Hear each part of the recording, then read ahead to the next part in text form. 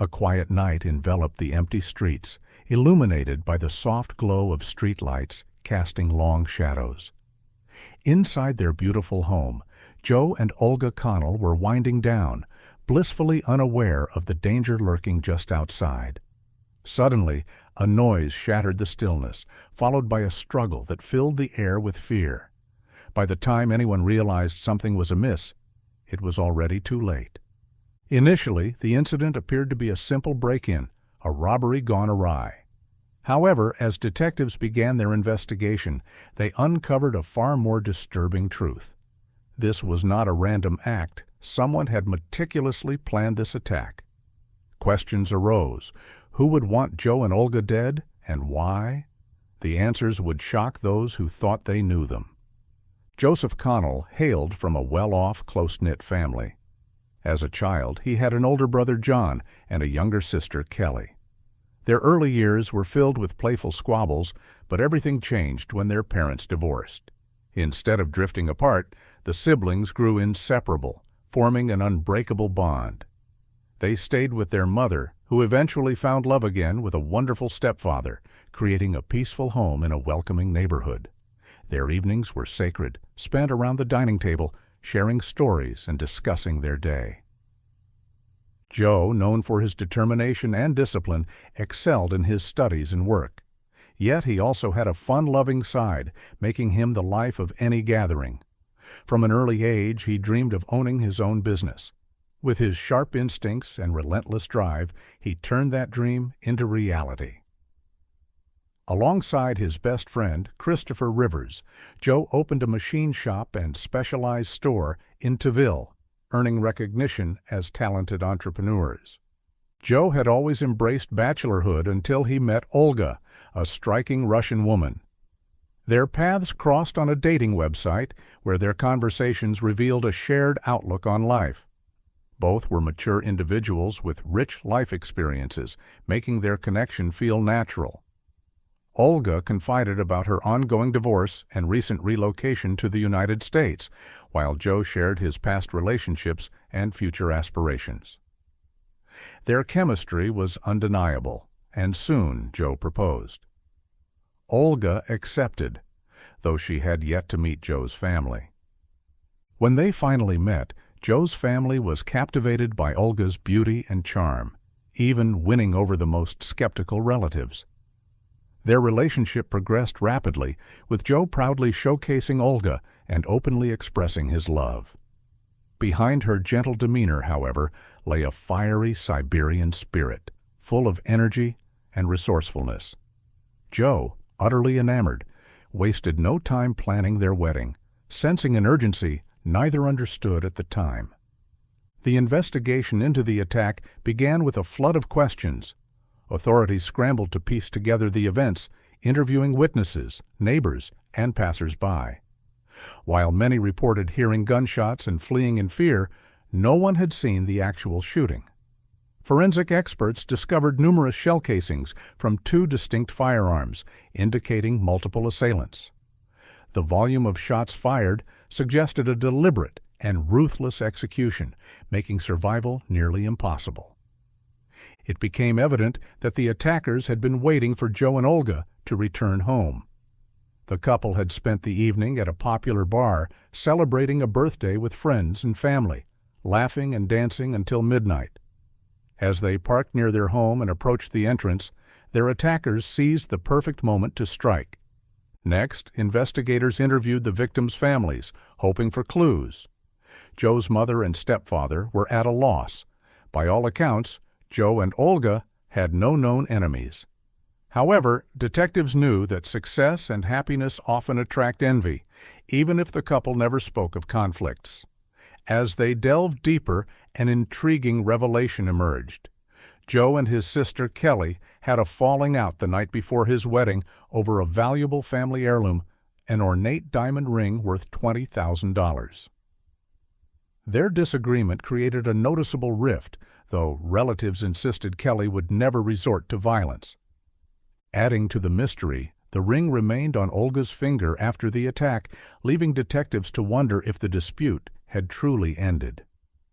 Coincidentally, Kelly was among the first to arrive at the crime scene that night, raising eyebrows given her different neighborhood. Investigators couldn't ignore the possibility that unresolved resentment played a role in the tragedy. Joe and Olga had chosen the Virgin Islands for their wedding, but complications arose regarding the engagement ring. According to family tradition, the heirloom ring was meant to be passed from mother to son before the wedding. However, 10 years prior, it had been gifted to Kelly for her own marriage. Determined to uphold tradition without confrontation, Joe secretly retrieved the ring from Kelly, replacing its diamonds with zirconium before discreetly returning it. The real diamonds were then set into Olga's engagement ring, a calculated move to avoid family drama. However, Kelly eventually noticed the switch and was furious. When she confronted Joe, he dismissed her concerns, believing she was trying to disrupt the wedding. Hurt and outraged, Kelly refused to attend the ceremony, citing work obligations. However, she sent Olga a cryptic, sarcastic message exposing the truth about the ring, marking the beginning of a bitter divide between the siblings. Joe and Olga began their married life in the Virgin Islands, enjoying their honeymoon filled with yacht trips, beach outings, and fine dining. Money was never an issue. Joe's business thrived, generating an annual income of approximately $1 million. Upon returning home, the newlyweds purchased a sleek Mercedes convertible worth $100,000. Unlike many, Olga refused to be a passive partner. With her sharp intellect, fluency in English, and experience in the stock market, she quickly became an asset to Joe's business, helping to expand their client base significantly. However, just a week before the attack, their home was broken into while they were preoccupied with work. An unknown intruder stole jewelry and family heirlooms, but strangely, Olga was wearing the infamous diamond ring that day, leaving it untouched. When Joe and Olga returned home, they immediately noticed the break-in. Law enforcement arrived, but to their surprise, there was no trace of forced entry or tangible evidence. The lack of leads led detectives to consider the possibility of an inside job, inevitably putting Kelly under scrutiny. Some speculated that she had orchestrated the robbery as revenge for the ring. Before detectives could make any breakthroughs, a far graver crime took precedence: the brutal murder of Joe and Olga. When questioned, Kelly appeared devastated, cooperative, and forthcoming, even sharing text messages between her and Joe. In one of Olga's messages, she had suspected Kelly of being behind the robbery, but Kelly vehemently denied any involvement. Despite her grief, she felt immense pressure from investigators who viewed her as a person of interest, yet the evidence did not support her guilt.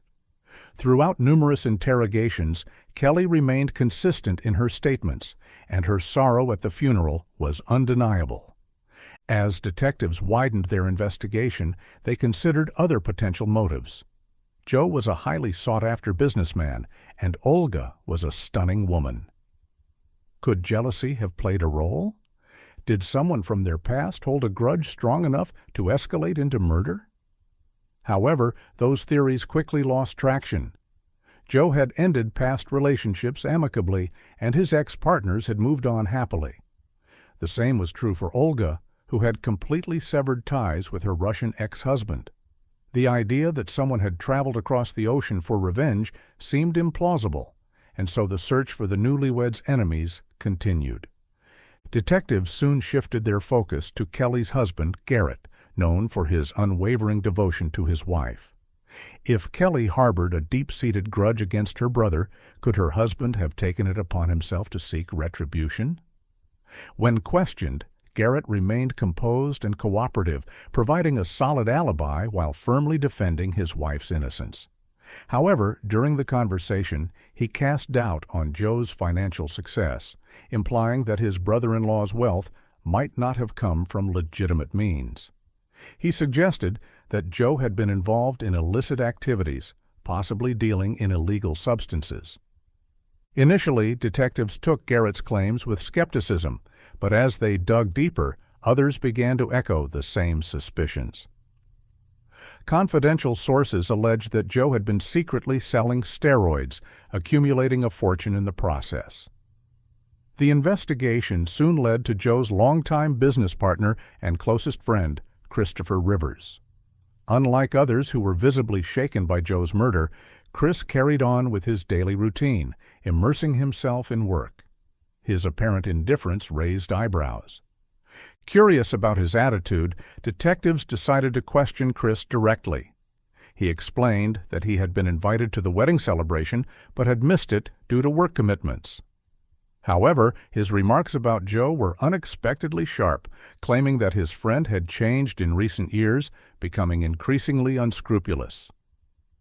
Chris also alleged that Olga wasn't as innocent as she appeared, suggesting she had ties to the Russian mafia and had married Joe to expand their influence in the U.S. If true, this theory could explain the couple's extraordinary financial success. But was Chris merely spreading rumors, or was there truth behind his claims? Investigators knew they needed to verify these allegations. A deeper look into Joe's past revealed a concerning history. Years before meeting Olga, he had been arrested for illegal firearm possession and had served time. During his incarceration, he forged new connections, some with strong links to the criminal underworld. As detectives pursued this line of inquiry, a well-known drug dealer, Harry Cook, provided startling information. He revealed that Chris had frequently spoken ill of Joe, accusing him of financial dishonesty. According to Cook, Chris confided that he and Joe had been running an illicit business, selling unauthorized medical substances through an auto parts shop. However, Chris believed Joe was keeping a disproportionate share of the profits. Chris had mounting debts and was struggling financially, while Joe continued to live a life of luxury. Allegedly, Chris had joked about wanting Joe gone, but what seemed like an offhand remark soon turned more sinister. At one point, he directly asked Cook if he would assist in getting rid of Joe. Cook, unsettled by the suggestion, refused. Suddenly, Chris was no longer just a grieving friend. He had a motive. With this new perspective, detectives intensified their questioning of Chris. However, he had a seemingly airtight alibi. Security footage confirmed he had been at home during the time of the murder. Despite his alibi, authorities decided to dig deeper into his financials. Forensic accountants examined business records, uncovering that while the company was generating substantial revenue, it was also hemorrhaging money due to unexplained losses. Yet, to their surprise, the embezzlements had no direct ties to Joe. Police informants revealed a troubling detail. Chris had been battling a severe substance addiction for years, and his dependency had spiraled out of control, leading to mounting debts, erratic behavior, and even minor thefts. Paranoia crept into his mind, causing him to confess to friends that someone was out to get him. Investigators discovered that Chris had been involved in the illegal steroid trade, something Joe had remained completely unaware of. Joe had trusted his friend blindly, never realizing that criminal activity was unfolding right under his nose. Amid this turmoil, Joe's focus shifted to his marriage and business, oblivious to the growing resentment festering within his so-called best friend. Detectives traced Chris's phone activity on the night of September 23rd. Though he had been at home during the crime, his phone records painted a different picture. His device had been in constant use, making and receiving calls that were later wiped from the system. Forensic specialists managed to recover the deleted data, revealing that most of the calls had been made to a man named Joshua, an ex-FBI informant. When questioned, Joshua admitted that he had been in contact with Chris multiple times. However, his confession didn't stop there. At one point, Chris had offered Joshua a chilling deal, $65,000 in exchange for Joe's life. The payout was too tempting to ignore, but Joshua didn't want to get his hands dirty. Instead, he subcontracted the job to two hitmen, Dominic Benson and Aaron Thompson, handing them a $5,000 advance using funds provided by Chris. The horrific truth began to emerge. Joe and Olga had not been victims of a random attack or a vengeful sibling. Their deaths had been meticulously planned by someone they had trusted. At first glance, it seemed like Chris had arranged the murders out of resentment and a desire to seize full control of the business. However, the truth was even more sinister. Years before Olga entered the picture, Joe and Chris had taken out an insurance policy to safeguard their business in the event of one partner's death. The surviving partner would receive a substantial payout, enough to settle outstanding debts, including the mortgage on their auto shop. Had Joe remained unmarried, Chris would have received the full amount. But his marriage to Olga complicated things legally. All insurance payouts would now go to her. Realizing this, Chris devised a ruthless solution: eliminate both Joe and Olga to ensure he remained the sole beneficiary. His paranoia got the best of him on the night of the crime. Phone records revealed multiple encrypted conversations between Chris and the hired killers, confirming his anxiety over the operation. Surveillance footage that initially supported his alibi now worked against him, as his nervous demeanor and constant checking of his phone pointed to his direct involvement. As the investigation intensified, detectives tracked down Joshua. He offered no resistance and willingly surrendered to the authorities, eager to reduce his sentence. He turned on Chris, detailing every step of the plan. Further digging uncovered another disturbing revelation. Chris had not only planned the murders, but had also attempted to frame Kelly. The burglary at Joe and Olga's home had been orchestrated by Joshua on Chris's orders, with the primary target being the family heirloom, the diamond ring. By making it appear as though Kelly had stolen the ring out of spite, Chris hoped to mislead investigators and shift their focus toward Joe's sister while he collected the insurance money. However, greed proved to be Chris's downfall. His plot was too intricate, and the truth eventually unraveled. In the end, his betrayal cost him everything.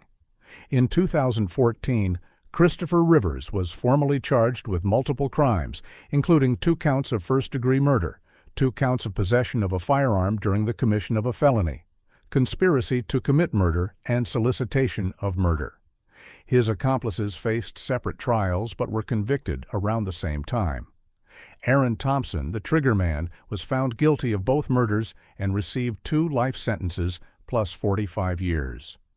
Dominic Benson, who backed out at the last moment, was convicted of conspiracy and aiding criminals, receiving only 5 years in prison. Joshua, the intermediary who arranged the contract killing, cooperated with authorities and was sentenced to 5 years for conspiracy to commit murder. Chris Rivers, the mastermind behind the crime, was found guilty on all charges and sentenced to 2 life terms plus 50 years. Joe had built a thriving business, found love, and had a promising future ahead of him, but he never got to enjoy the life he worked so hard to create. His tragic fate was sealed by someone he trusted, a man consumed by greed, addiction, and resentment. Chris Rivers had spent years chasing wealth, but in the end, it cost him his freedom.